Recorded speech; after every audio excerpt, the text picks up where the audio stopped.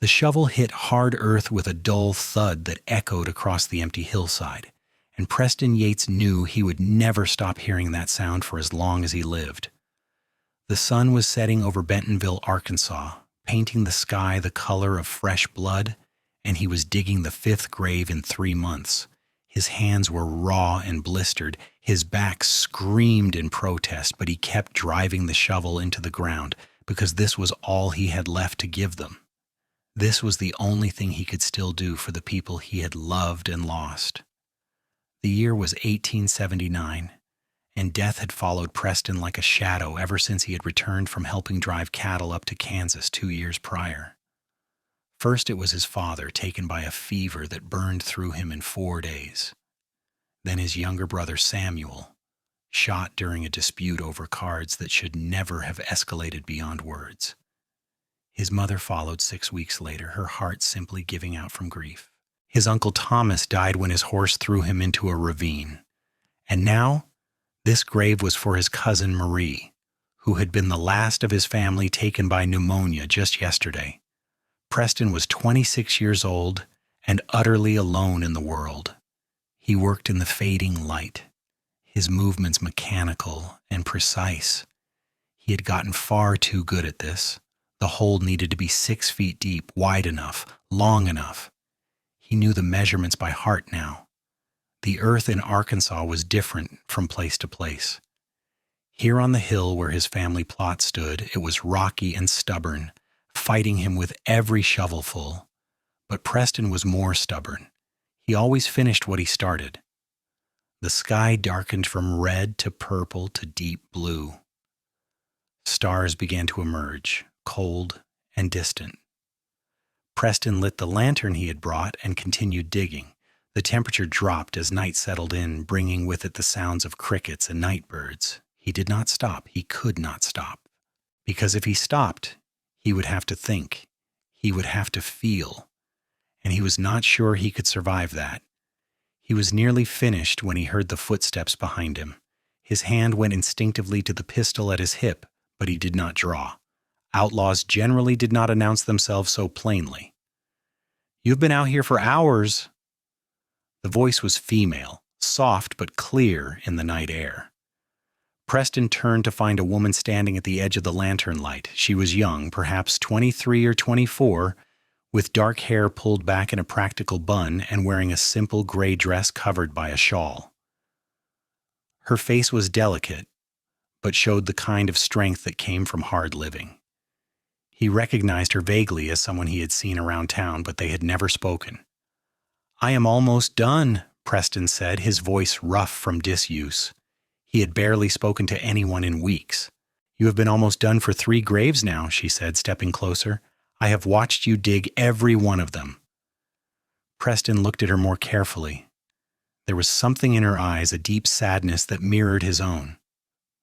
"Why would you watch such a thing?" "Because I understand what it means to lose everyone," she said simply. She moved to the other side of the grave and looked down into it. "My name is Penelope Morgan. I moved to Bentonville 8 months ago after my entire family was killed by raiders in Missouri. My parents, my 2 sisters, my brother, all of them." Preston felt something crack in his chest. "I am sorry." "So am I," Penelope said.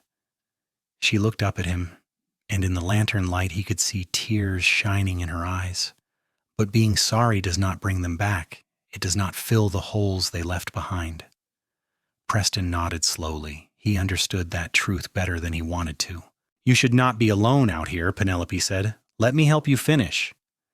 "This is not work for a lady," Preston protested automatically. Penelope walked over to where he had left his spare shovel leaning against a tree. She picked it up and came back to stand beside the grave. "I buried my family by myself. I dug every grave. Do not tell me what work is or is not for a lady." There was steel in her voice that made Preston believe her. He nodded and returned to his work. Side by side, they dug in silence. The rhythm of the shovels created a kind of music. A funeral dirge played in scraping earth and labored breathing. Preston found himself watching her from the corner of his eye. She was strong, efficient in her movements. Her hands were calloused like his own. She knew the weight of grief. When the grave was finally the right depth, they both climbed out and stood looking down into it. Preston felt the exhaustion hit him all at once. His legs threatened to buckle. "When is the burial?" Penelope asked. "Tomorrow morning. The preacher will say words. Some folks from town will come, I suppose. They came for the others." Preston's voice was hollow. "Then she will be in the ground, and I will be alone."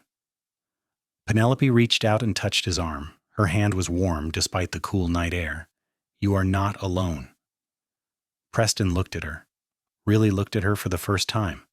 In the lantern light, she seemed to glow with something he could not name. Not pity, not sympathy. Understanding, perhaps.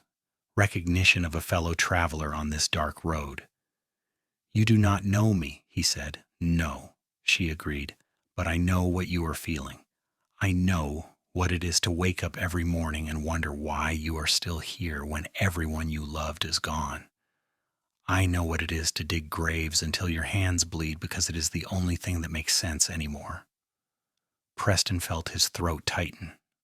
No one had put it into words before. No one had understood. "Come back to town," Penelope said gently. "You should not spend the night out here." "I have done it before." "That does not mean you should do it again." She picked up the lantern. "Please, let me make you some coffee at least. You look like you have not eaten in days." Preston realized she was right. He could not remember his last meal. "I do not want to impose." "It is not an imposition. I live alone in a boarding house. The landlady will not mind. She is used to me keeping odd hours." Penelope started walking down the hill, carrying the lantern. After a moment, Preston grabbed the shovels and followed her. The walk back to Bentonville took 20 minutes. The town was quiet at this hour. Most folks already in bed. Penelope led him to a 2-story house on the eastern edge of town. She went in through a side door, gesturing for him to follow quietly. They climbed a narrow staircase to the second floor, and she unlocked a door to a small room. It was sparse but clean. A bed, a small table, 2 chairs, a stove in the corner. Books lined a shelf on one wall. Preston set the shovels by the door while Penelope lit a lamp and stoked the stove. "Sit," she said, pointing to one of the chairs. "I will make coffee." Preston sat because he did not have the energy to argue. He watched her move around the small space with practiced ease. She filled a pot with water from a pitcher, added coffee grounds, and set it on the stove to heat. Then she pulled out some bread and cheese from a cupboard and cut them into neat slices. "When did you last sleep?" she asked as she worked. "I do not remember." "After the burial tomorrow, you should rest." "There is work to be done at my place, animals to tend, fence that needs mending." Penelope brought the bread and cheese to the table and sat across from him. "The work will still be there the day after. Your body needs rest." Preston took a piece of bread mechanically. He had not realized how hungry he was until the food was in front of him. He ate slowly, methodically. Penelope watched him with concern. "How long have you been alone?" she asked. "My father died in December of 77, Samuel in March of 78, my mother in April, Uncle Thomas in September, and now Marie." Preston recited the dates like a litany. "Each time I thought it could not happen again. Each time I was wrong. It was not your fault." "How can you know that?" "I was the one who survived. Maybe I was supposed to protect them better. Maybe I missed something, did something wrong." Penelope shook her head firmly. "I have thought the same things about my family. For months, I tore myself apart wondering if I could have prevented it. If I had been there instead of in town that day, could I have saved them? The answer is no. Some things are beyond our control. Death comes when it comes." The coffee began to boil. Penelope got up and poured 2 cups, bringing them back to the table. The bitter, hot liquid cut through Preston's fog a little. He wrapped his hands around the cup, grateful for the warmth. "Why did you come out there tonight?" he asked. Penelope was quiet for a long moment. "Because I have been where you are." When I finished burying my family, I stood in that cemetery in Missouri and I could not think of a single reason to keep living. I stood there for hours just waiting for something to happen. For God to strike me down or for my heart to simply stop. But nothing happened. Eventually, I realized that I had a choice. I could let the grief consume me entirely, or I could decide that their lives had meant something and that my life could still mean something too. How do you do that? How do you find meaning when everyone is gone? I'm still figuring that out, Penelope admitted. Some days are harder than others, but I came to Bentonville to start over. I got a job at the general store. I try to help people when I can. I read books. I take walks. I force myself to keep living even when it feels impossible. Preston looked at her with something close to admiration. You are stronger than I am. No, I just have had more practice. Penelope reached across the table and covered his hand with hers. But you do not have to figure it out alone. That is what I came to tell you tonight. You do not have to carry this by yourself. Preston looked down at her hand on his. It was the first real human contact he had had in weeks, maybe months. Something in him that had been frozen solid began to thaw just a little. I do not know how to do this, he whispered. Neither do I, Penelope said, but maybe we can learn together. They sat like that for a long time, hands touching across the table, two people who had lost everything finding an unexpected connection in their shared grief. Outside, the night grew deeper. Inside, something fragile and new began to take root. Eventually, Preston's exhaustion caught up with him entirely. His head began to nod forward despite his best efforts to stay awake. Penelope noticed immediately. You can sleep here, she said. I will take the chair. You need a real bed. I cannot take your bed. You can and you will. I am not nearly as tired, and I will not have you collapsing on the way back to your ranch in the dark. Her tone left no room for argument. Preston was too tired to fight. He moved to the bed and lay down fully clothed, boots and all. The mattress felt impossibly soft after nights spent on hard ground. His eyes closed almost immediately. Penelope pulled a blanket over him, then settled into the chair with a book. But she did not read. She watched Preston sleep, watching the tension slowly leave his face. She had told him the truth. She did understand what he was going through, and she had also told him the truth about something else. In the months since she had come to Bentonville, she had been surviving but not truly living. Watching Preston dig those graves week after week, seeing her own pain reflected in his actions had awakened something in her. A need to reach out. A need to connect with someone who understood. She had not expected to feel this pull toward him. She had not expected the way her heart had clenched when she saw him in the lantern light, alone on that hillside digging another grave with mechanical precision. She had not expected the fierce protectiveness that had surged through her. But here they were, two broken people who had somehow found each other in the darkness. Penelope watched the sky lighten slowly outside the window. She must have dozed off at some point because the next thing she knew, Preston was stirring in the bed. The sun was up, painting the room in soft morning light. Preston sat up slowly, confusion crossing his face before memory returned. I'm sorry, I did not mean to impose all night. You did not impose, you needed rest. Penelope stood and stretched, feeling the stiffness in her back from sleeping in the chair. What time is the burial? 10 o'clock? Penelope glanced at the clock on the shelf. It was just past 7. Then we have time. Let me make some breakfast. You have already done too much. Stop arguing with me, Penelope said with a hint of a smile. I am going to feed you, and then I'm going to attend the burial with you. You are not doing this alone. Preston looked at her with an expression she could not quite read. Why are you doing this? Penelope came to stand in front of him, because 6 months ago, I would have given anything for someone to do the same for me, because you should not have to bury your family alone, because I think maybe we need each other. You do not know anything about me? Then tell me, we have a few hours. Penelope moved to the stove and started preparing eggs and bacon from her small store of food. "Tell me about your family. Tell me who they were." Preston was silent for so long that Penelope thought he might not answer. But then he started to speak, his voice low and rough with emotion. "My father was a good man, stern but fair. He taught me everything about ranching, how to read the weather, how to judge livestock, how to fix anything that broke. He built our ranch from nothing, just him and my mother and their determination. When he got sick, it came on so fast. One day he was fine. The next he was burning up with fever. The doctor could not do anything. I sat with him every night, but he just kept getting worse. At the end, he did not even recognize me." Penelope listened as she cooked, not interrupting. "Samuel was my younger brother by 4 years. He was wild, always getting into trouble, but he had a good heart. He wanted to see the world, did not want to be tied down to the ranch. The night he died, he was playing cards at the saloon. Some drifter accused him of cheating. Samuel had a temper. He stood up and the drifter shot him before anyone could stop it. He died in the street before the doctor even arrived." Preston's voice cracked.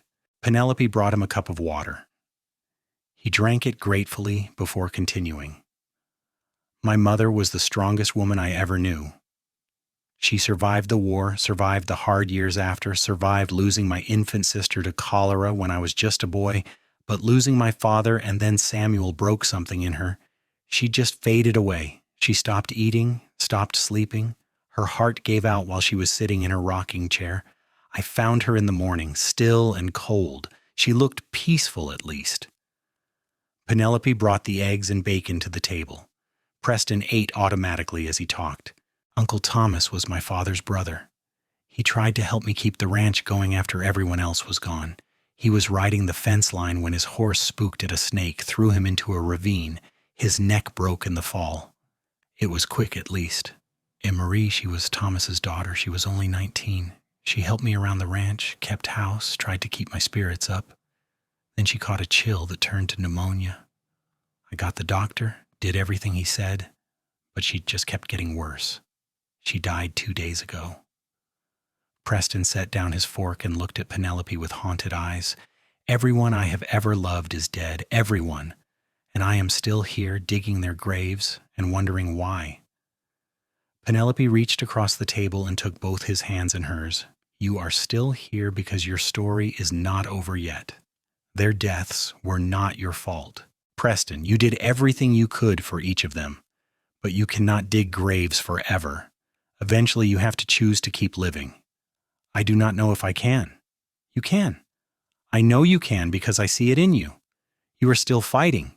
You are still getting up every morning. You are still taking care of the ranch. That takes strength." Penelope squeezed his hands.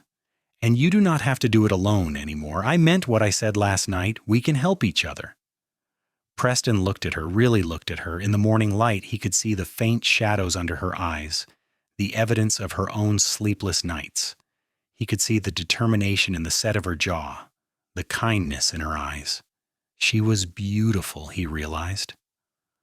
Not in a delicate, fragile way, but in the way that strong things are beautiful, like a well-made tool or a tree that has weathered many storms. "Tell me about your family," he said quietly. Penelope took a breath. She had not talked about them in months, had kept it all locked inside, but if she was asking Preston to open up, she needed to do the same. "My father was a farmer in Missouri. He was patient and gentle, always had time to answer my questions even when he was busy. My mother was a teacher before she married him. She taught all of us to read and write, made sure we knew poetry and history. My older sister Catherine was going to be married. She was so happy, planning everything. My younger sister Ruth was only 16, still figuring out who she wanted to be, and my brother James was 12, full of energy and mischief." Penelope's voice remained steady, though Preston could see the pain in her eyes. "The raiders came in the night. I was in town staying with a friend because we were sewing her wedding dress. They burned our farm, killed everyone. When I got home the next morning, there was nothing left but ashes and bodies. The sheriff said it was probably deserters from the war, men who had turned to violence and never stopped. They were never caught. I am so sorry, Preston said inadequately. I buried them in the plot next to the church. The whole town helped with the funeral. People were kind, but then life went on for everyone else, and I was left alone in that burned-out shell of a farm. I could not stay there. Every time I closed my eyes, I saw flames. So I sold the land, took what little money there was, and came here to start over. That took courage. It took desperation, Penelope corrected. I would have gone mad if I had stayed. At least here, everything is new. No memories on every corner. They sat in silence for a moment, the weight of their shared losses heavy in the air, but somehow lighter for being shared. We should get ready, Penelope said finally. The burial is in a few hours. Preston nodded. Penelope gave him a basin of water to wash up while she changed into a black dress appropriate for mourning. When they were both ready, they walked together to Preston's ranch so he could change into his suit and hitch up the wagon to transport Marie's coffin. The ranch was a few miles outside of town, a modest spread with a house, barn, and several outbuildings. Preston had built some of it himself with his father and brother. Now it felt empty and echoing, full of ghosts. Penelope waited outside while Preston went in to change. The house was neat, but showed signs of neglect. Dust on the surfaces, dishes in the sink, no flowers or any of the small touches that made a house a home. It was the dwelling of someone who was just surviving, not living.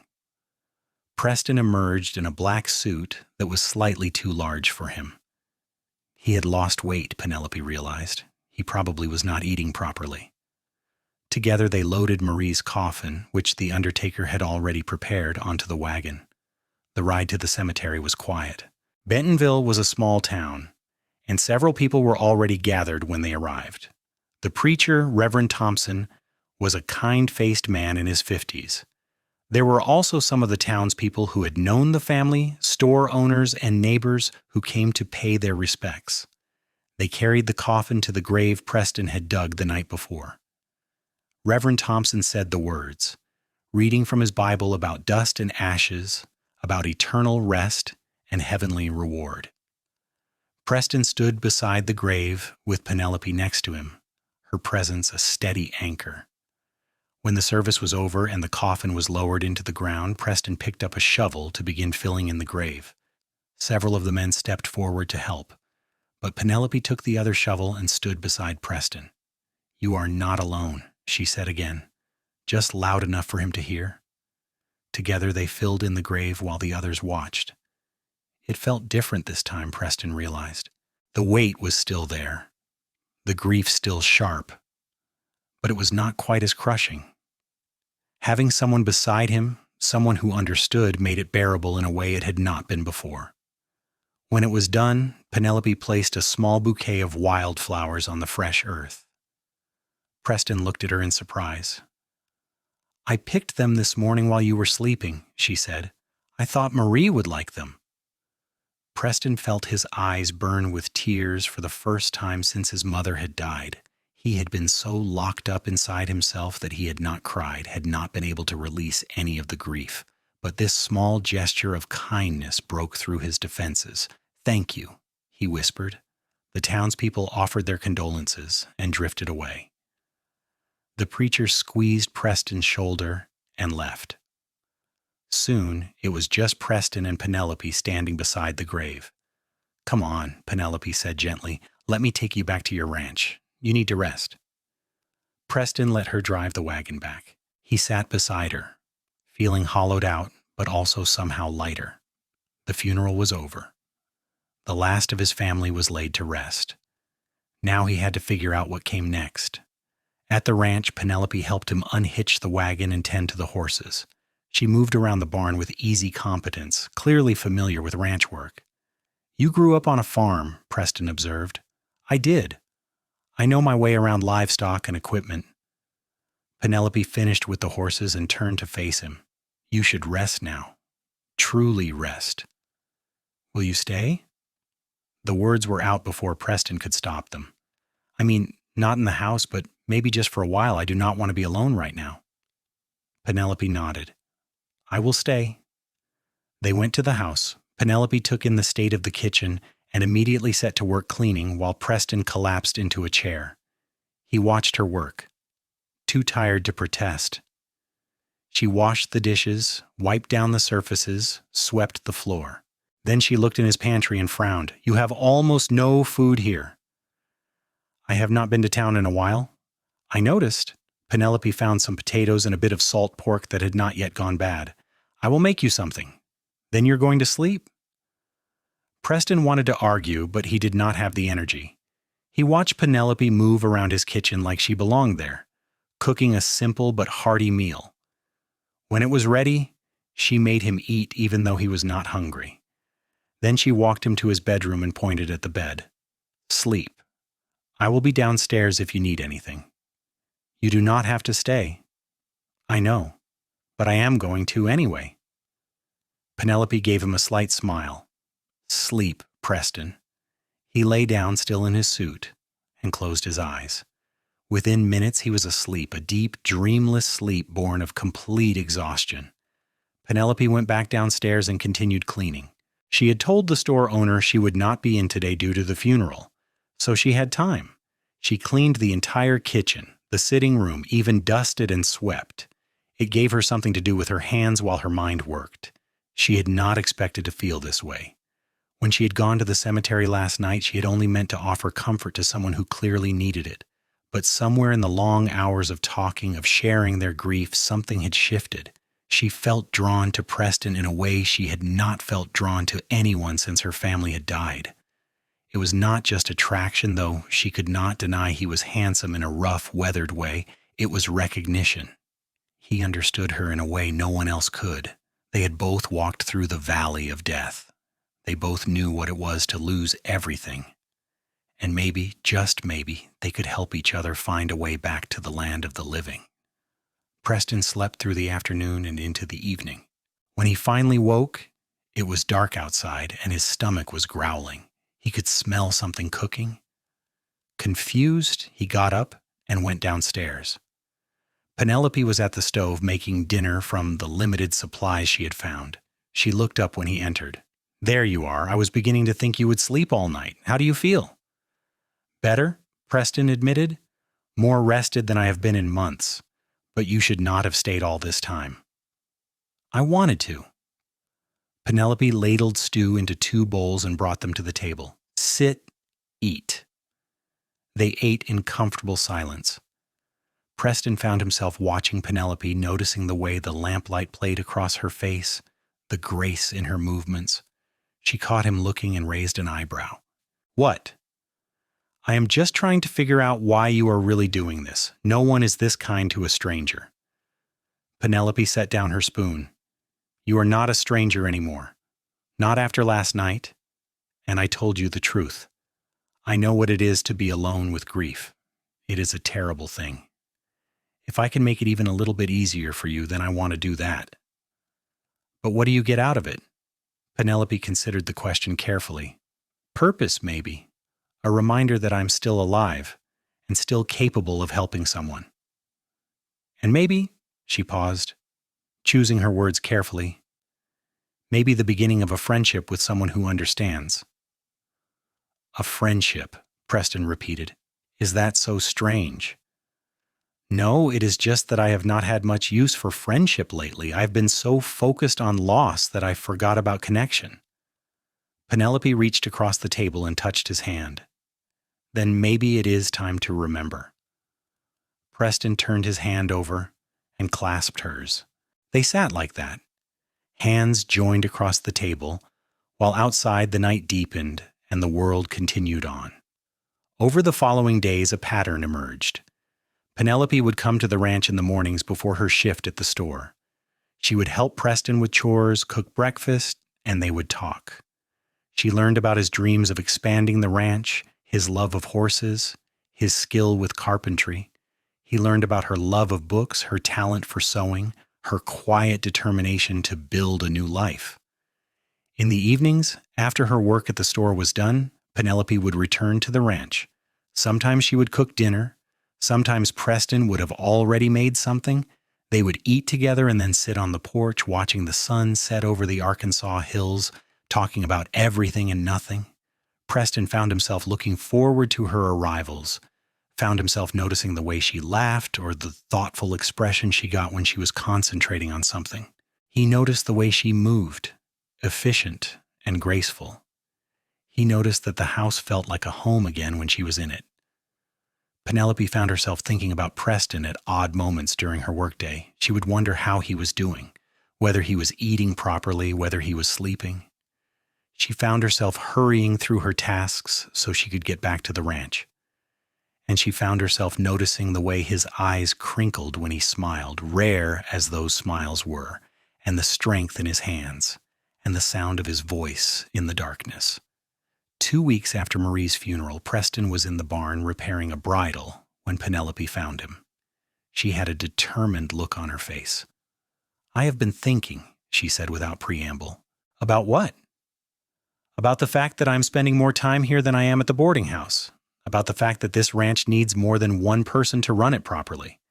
About the fact that we both have been alone for too long." Preston set down the bridle and gave her his full attention. "What are you saying?" Penelope took a breath. "I am saying that I would like to stay. Not just visit, but truly stay. I could help run the ranch. I grew up doing farm work. I know how to tend animals, mend fences, all of it. And you need the help, Preston. This place is too much for one person." "I cannot ask you to do that." "You are not asking, I am offering." Penelope stepped closer. "These past 2 weeks have been the most alive I have felt since my family died. Being here, working beside you, it gives me purpose. It makes me remember why I wanted to keep living." Preston looked at her searchingly. What would people say? A single woman living on a ranch with a single man? "I do not care what people say, but if you are worried about my reputation, then we could make it official. We could get married." The words hung in the air between them. Preston's heart began to pound. "Married," he repeated. Penelope's face flushed slightly, but she held his gaze. "It would be practical. We work well together. We understand each other. And I think we could build something good here. A real partnership. A real life. Is that really what you want? A marriage of convenience?" Penelope was quiet for a long moment. When she spoke, her voice was softer. "I want to be here. With you. If that is a marriage of convenience, then yes, but I think it could be more than that. I think we could make each other happy, given time." Preston reached out and took her hand. "You already make me happy. These past 2 weeks, you have given me a reason to get up in the morning. You have made me laugh again. You have made this house feel like a home. I care about you, Penelope, more than I probably should after such a short time." "Then what is stopping you?" Preston pulled her closer. "Nothing. Not a single thing. If you are sure this is what you want, then yes. Let us get married. Let us build a life together."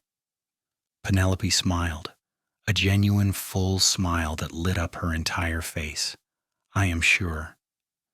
Preston leaned down and kissed her softly. It was gentle and tentative, a first kiss full of promise. When they pulled apart, they were both smiling.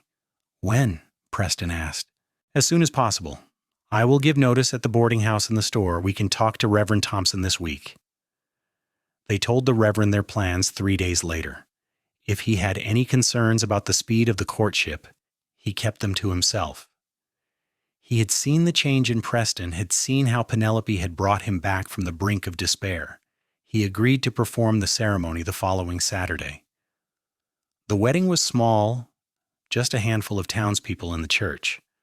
Penelope wore a simple blue dress that she had sewn herself. Preston wore his best suit. They stood before Reverend Thompson and pledged themselves to each other, for better or worse in sickness and health, until death parted them. When the Reverend pronounced them man and wife, Preston kissed Penelope with more confidence than he had shown before. She kissed him back, her arms going around his neck. It felt right. It felt like coming home. They had a small celebration at the church hall. The townspeople brought food and well wishes. By evening, Preston and Penelope were back at the ranch, now their shared home. That night they lay together in Preston's bed, which was now their bed. Penelope rested her head on Preston's chest, listening to his heartbeat. "Are you happy?" she asked. "I am," Preston said, and realized with surprise that it was true. "I never thought I would be happy again. I thought that part of my life was over, but you changed everything." "You changed everything for me too," Penelope said. "I was just going through the motions before. Now I feel like I have a future again." Preston ran his hand through her hair. "What do you want that future to look like?" Penelope thought about it. "I want to make this ranch thrive. I want to fill this house with life and warmth. Maybe someday, if we are blessed, I would like children, a family. But for now, I just want this. You and me, building something together." "That sounds perfect," Preston said. He tilted her face up and kissed her deeply. The kiss turned passionate, and they came together as husband and wife for the first time, sealing their vows in the most intimate way possible. The months that followed were full of hard work, but also full of joy. Penelope moved her few belongings to the ranch and threw herself into making it a proper home.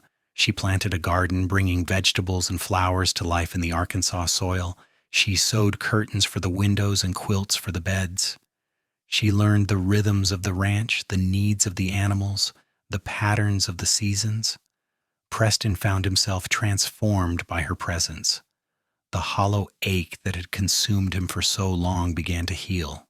He smiled more, laughed more. He started making plans for the future instead of just surviving day to day. With Penelope beside him, he expanded the herd, repaired buildings that had been neglected, and began to turn the ranch into something successful. They worked side by side during the days, learning each other's strengths and weaknesses, developing an easy partnership. In the evenings, they would sit together talking about their days, making plans, sharing dreams. At night, they came together with growing passion and tenderness, learning each other's bodies as they had learned each other's hearts. By the time winter arrived, bringing cold winds and occasional snow to Arkansas, Preston and Penelope had settled into a comfortable domesticity. The house was warm and welcoming, the pantry was full, the animals were healthy, and they were falling in love. It happened gradually, almost without them noticing. A look held a moment too long, a touch that lingered. The way Preston's face would light up when Penelope entered a room, the way Penelope would seek out Preston's hand when they sat together, the way they moved around each other with unconscious grace, always aware of where the other was. One evening in early December, they were sitting by the fire after dinner. Snow was falling outside, the first real snow of the season. Penelope was mending a shirt while Preston carved a new handle for a tool that had broken. The domesticity of it struck them both at the same moment. They looked at each other and smiled. "This is nice," Penelope said softly. "It is," Preston agreed. He set down his carving and pulled her closer. "I love you." The words surprised them both. Penelope looked up at him with wide eyes. "I have been trying not to say it," Preston continued, or trying not to feel it, maybe. "I was afraid that if I loved you, I would lose you like I lost everyone else. But I cannot help it. I love you, Penelope. Not just because you helped me when I needed it. Not just because we work well together, but because you are you, because you are strong and kind and beautiful, because you make me want to be better, because I cannot imagine my life without you in it anymore." Tears spilled down Penelope's cheeks. "I love you too. I have loved you for weeks now, but I was afraid to say it, afraid you would think it was just gratitude or loneliness. But it is not. It is real. You are the best man I have ever known, Preston. You are gentle and strong, and you have the biggest heart. I am so grateful that I found you, that I was brave enough to walk up that hill that night." Preston pulled her into his lap and kissed her thoroughly. "So am I. You saved my life that night. Penelope, I was so lost in grief that I could not see a way forward. You gave me hope. You gave me a reason to live. You did the same for me, Penelope said. She cupped his face in her hands. We saved each other. They made love there by the firelight, slowly and tenderly, with the snow falling outside and the warmth of their love surrounding them. Afterward, they lay tangled together on the rug, content and complete. I want to fill this house with children, Penelope said dreamily. I want to hear laughter in these rooms again. I want to build the family we both lost. How many children? Preston asked, amused. As many as we are blessed with. 3, 4, maybe more. I want them to grow up knowing they are loved. I want them to have what we lost. Preston kissed the top of her head. Then that is what we will do. We will build a family together. We will fill this house with love and life. The winter passed peacefully. Preston and Penelope spent the long, cold months planning for the future. They talked about expanding the ranch, maybe buying the adjacent property that was for sale. They talked about names for the children they hoped to have. They talked about everything and nothing, content in each other's company. When spring arrived in 1880, bringing warmth and new growth to the Arkansas countryside, Penelope discovered she was pregnant. She told Preston one evening after dinner, her face glowing with joy and a hint of nervousness. Preston swept her into his arms and spun her around, laughing with delight. A baby! We are going to have a baby. You are happy? Penelope asked, though she could see the answer on his face. I am beyond happy. I am thrilled. I am terrified. I am everything.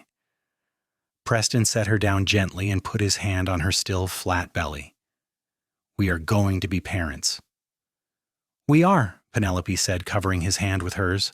Our family is beginning. Preston thought of all the graves he had dug, all the loss he had endured. It seemed impossible that life could bring him here, to this moment of pure joy. But Penelope had been right. Their story was not over. It was just beginning.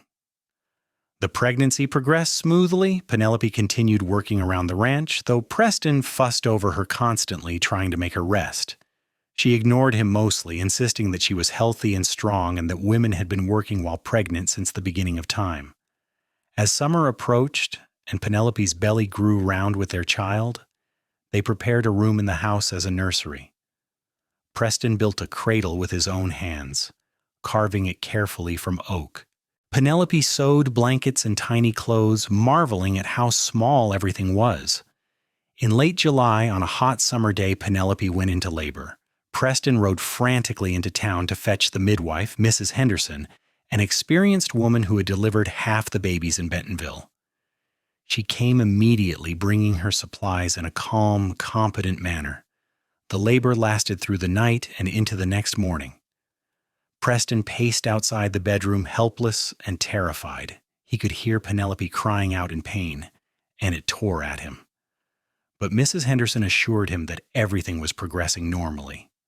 Finally, just after dawn, Preston heard the sound he had been waiting for, the thin, angry wail of a newborn baby. Mrs. Henderson opened the door a moment later, smiling broadly.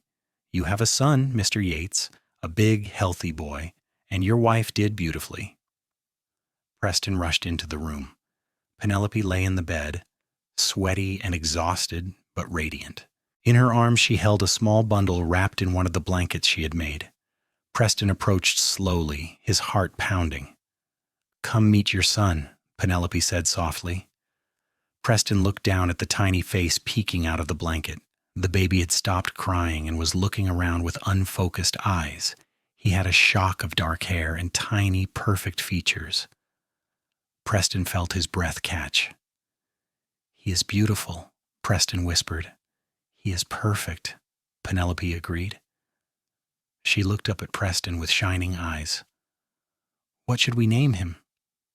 They had discussed names for months but had never quite decided. Now, looking at his son, Preston knew. Matthew, he said, for new beginnings. Matthew Thomas, after my uncle. Matthew Thomas Yates, Penelope repeated. I love it. Preston sat carefully on the edge of the bed and put his arm around Penelope. Together they looked down at their son, this tiny new life they had created. Preston thought of all the death he had known, all the loss. And now here was life. Here was hope. Here was the future. "Thank you," he said to Penelope, "for everything, for saving me, for loving me, for giving me this." "We gave this to each other," Penelope said. She leaned her head against his shoulder. "We built this together." Mrs. Henderson left them alone after making sure both mother and baby were healthy.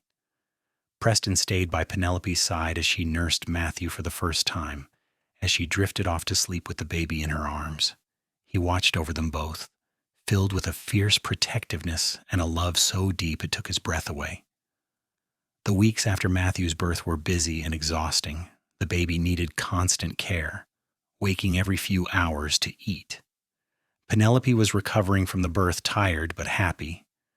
Preston did everything he could to help, changing diapers, walking the baby when he fussed, bringing Penelope anything she needed. They adapted to their new reality as parents, finding rhythms that worked. Preston would do the morning chores while Penelope fed the baby. Then Preston would take Matthew so Penelope could help with the ranch work or prepare meals. In the evenings, they would sit together, passing the baby back and forth, marveling at every tiny change and development. Matthew was a good baby, healthy and growing fast. He had Preston's eyes and Penelope's mouth. When he smiled for the first time at 6 weeks old, they both nearly cried with joy. Life settled into a new normal. The ranch continued to thrive under their joint management. They hired a young man from town, a teenager named Jack who needed work, to help with some of the heavier tasks. This freed up more time for Preston and Penelope to focus on Matthew and each other. As Matthew grew from an infant to a toddler, Preston and Penelope talked about having more children. They both wanted a large family, wanted to fill the house with the sounds of children playing and laughing. When Matthew was 2 years old, Penelope became pregnant again.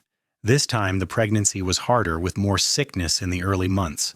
But Penelope was determined and strong, and she made it through. In the spring of 1883, she gave birth to a daughter. They named her Catherine Marie, after Penelope's older sister and Preston's cousin. Catherine was smaller than Matthew had been, but just as healthy, with light hair and bright, curious eyes. Matthew was fascinated by his baby sister. He would sit beside her cradle for hours, watching her sleep, bringing her toys, trying to make her smile. Preston and Penelope watched their son with the baby and felt their hearts swell with love. 2 children filled the house with noise and energy. There was always something happening. Someone needing attention, laundry to wash, meals to prepare. But Preston and Penelope handled it all with teamwork and good humor.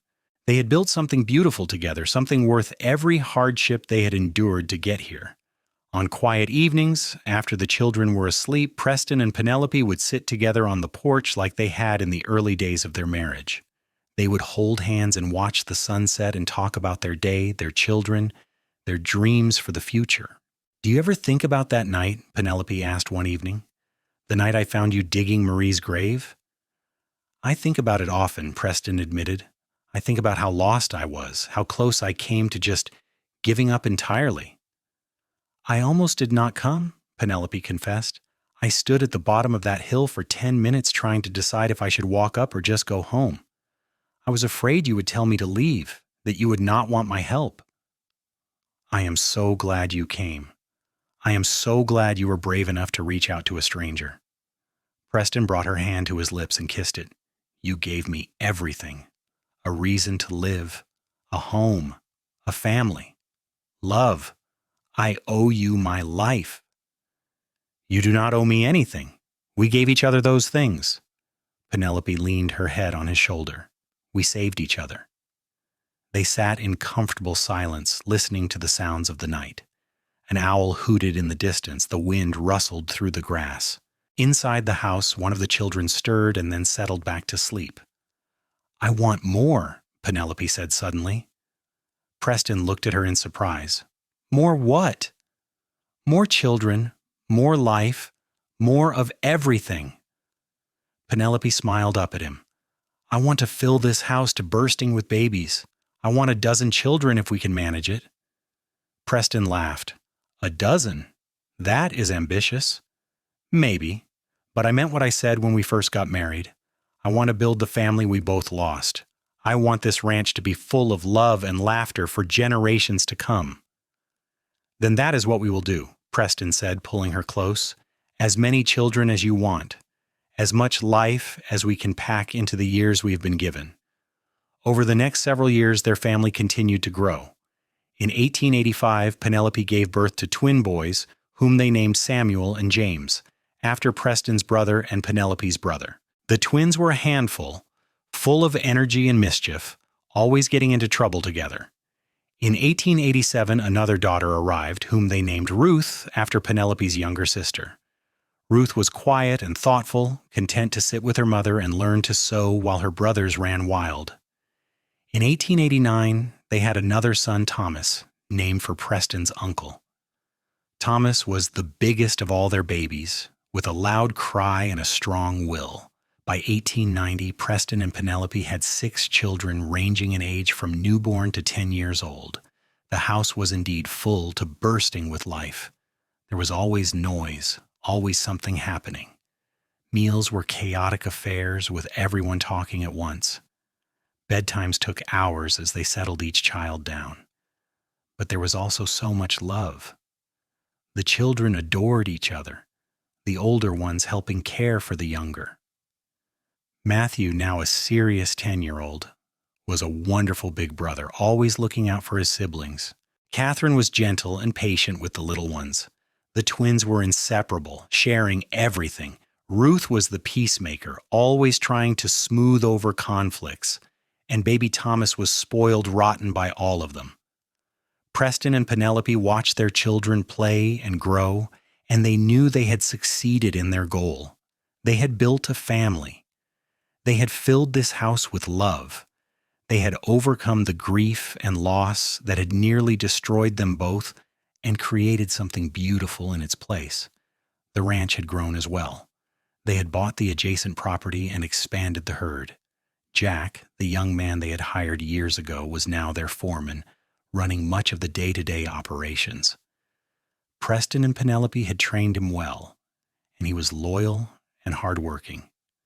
The ranch was successful enough now that they could afford to hire additional help, which was necessary with so many children to care for. Penelope had a young woman from town, Emily, who came several days a week to help with cooking and laundry.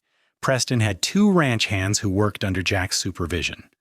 Life was good, better than either Preston or Penelope had ever imagined it could be after the losses they had endured.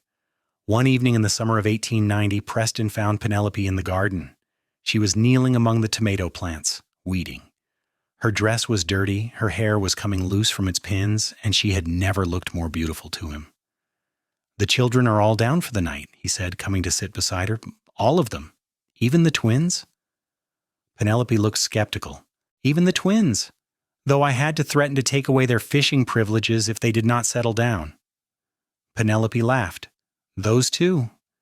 They are so much like Samuel was from what you have told me, full of energy and always looking for adventure." "They are, and Catherine is so like you, kind and strong and smart." Preston plucked a ripe tomato from the vine and handed it to Penelope. "We have done well, have we not?" "We have," Penelope agreed. She bit into the tomato, juice running down her chin. Preston reached over and wiped it away with his thumb.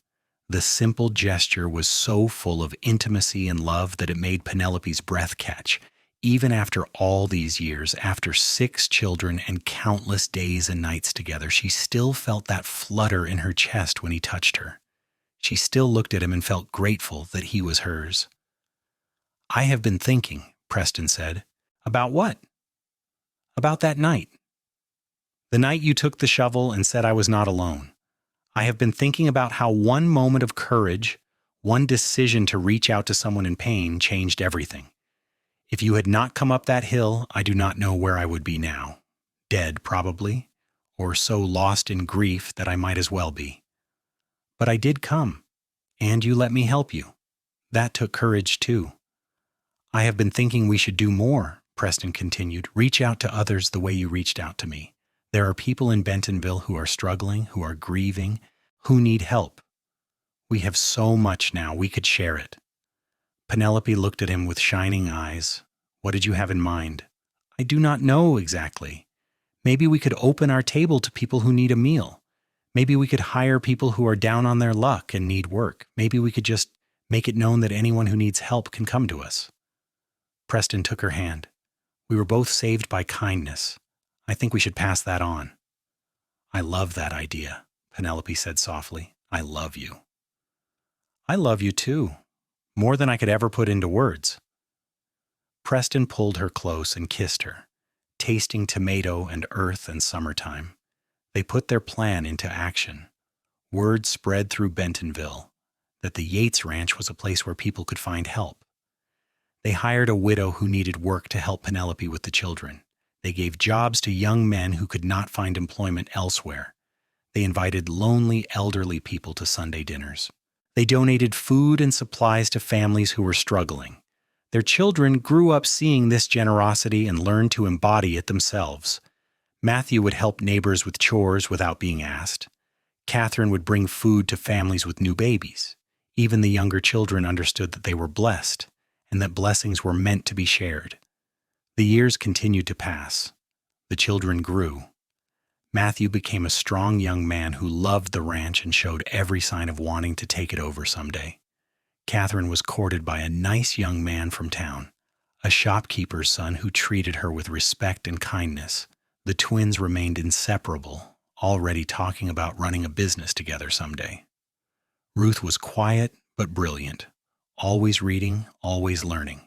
Thomas was the charmer, able to make anyone smile. In 1895, when Matthew was 18, he announced that he wanted to officially become Preston's partner in the ranch. Preston agreed immediately, proud of the man his son had become. They drew up papers making it official, and Matthew threw himself into the work with even more dedication. That same year, Catherine married her young man, Daniel. It was a beautiful wedding at the church, with half of Bentonville in attendance. Penelope cried happy tears as she watched her daughter pledge her life to someone who clearly loved her deeply. Preston walked Catherine down the aisle with pride and joy, remembering his own wedding day so many years ago. Catherine and Daniel settled in town but visited the ranch often. Within a year, they announced they were expecting a baby. Preston and Penelope were going to be grandparents. "Can you believe it?" Penelope said one night as they lay in bed. "We are going to be grandparents. How did we get old enough for that?" "I do not feel old," Preston said, pulling her close. "I feel like the luckiest man alive." "Even with all the gray in your hair?" Penelope teased, running her fingers through said hair. "Even with that. Every gray hair is earned. Each one represents a day I got to spend with you, a day I got to watch our children grow. I would not trade a single one." Penelope kissed him softly. "You always know exactly what to say." Their first grandchild was born in the spring of 1896. Catherine had a son, whom she named Preston Daniel, after both his grandfather and father. Preston cried when he held his grandson for the first time, overwhelmed by the fullness of his life. He had gone from having no family at all to having children and now grandchildren. As Preston looked around at his growing family, at the ranch that had become so successful, at the home that was filled with love and laughter, he thought about that night on the hillside.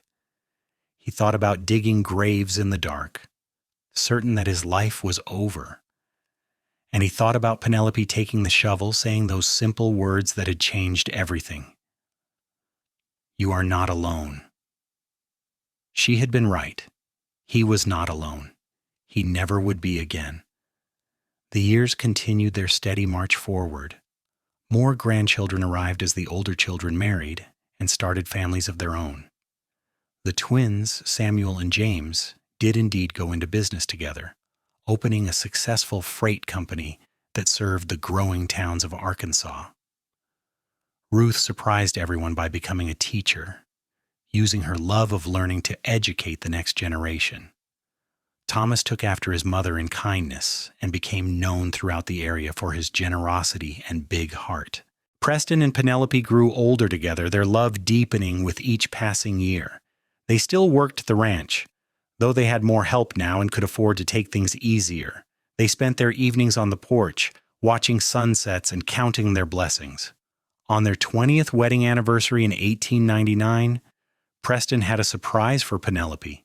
He had commissioned a beautiful oak bench to be placed on the hill where they had first met, near the family cemetery where all those graves stood. "I wanted to mark the spot," Preston explained as they stood looking at the bench in the fading evening light. "The place where my life began again, where I met the woman who saved me." Penelope ran her hand over the smooth wood. Carved into the back of the bench was an inscription: "You are not alone. P.Y. and P.M. 1879. "It is perfect," she whispered, tears streaming down her face. "I love it. I love you." They sat on the bench together, Preston's arm around Penelope's shoulders. From this vantage point, they could see the ranch spread out below them, the house with smoke rising from the chimney, the barns and outbuildings, the pastures where cattle and horses grazed, the garden where vegetables and flowers grew, and they could see their children and grandchildren gathered for the anniversary celebration, laughing and playing in the yard. "Look at what we built," Preston said softly. "Look at what came from that one night when you were brave enough to reach out to a stranger in pain." "We built it together," Penelope reminded him, "every bit of it." "Together," Preston agreed. He kissed the top of her head. "Always together." As the sun set and the sky turned that same shade of red it had been on the night they met, Preston and Penelope sat on their bench and watched their family. 6 children, now grown, 12 grandchildren and counting, a successful ranch, a home filled with love, a legacy that would continue long after they were gone. They had taken their grief and their loss and transformed it into something beautiful. They had found each other in the darkness and built a life in the light.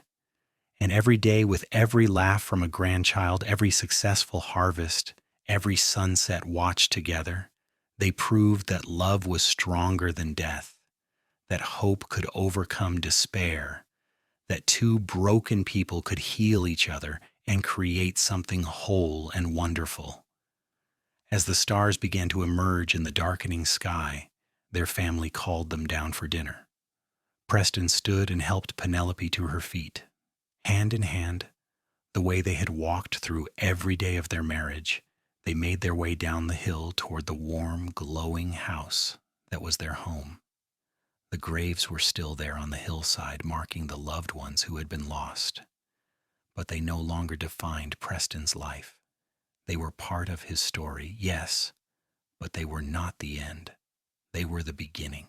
Because from that place of deepest grief, from that night of despair, had come the greatest gift of his life. Penelope squeezed his hand as they walked. "What are you thinking about?" "Just how grateful I am for you, for our life, for every moment we have had together." "Me too," Penelope said, "every single day." They reached the house where their family waited. The door opened and light and warmth and laughter spilled out. Matthew called to them to hurry. Dinner was ready. Catherine appeared with the newest grandbaby in her arms. The twins were arguing good-naturedly about something while their wives rolled their eyes. Ruth was setting the table with her usual precision. Thomas was entertaining the older grandchildren with an exaggerated story that had them giggling. Preston and Penelope paused for just a moment on the threshold, taking it all in. Then together they stepped inside, into the life they had built, into the love they had created, into the family that had grown from one moment of compassion on a dark hillside 20 years before. The door closed behind them, shutting out the night. And inside the house, in the warmth and the light and the love, Preston and Penelope Yates celebrated their anniversary surrounded by everyone who mattered.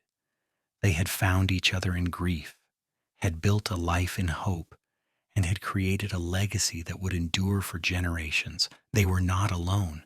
They never would be again, and that made all the difference.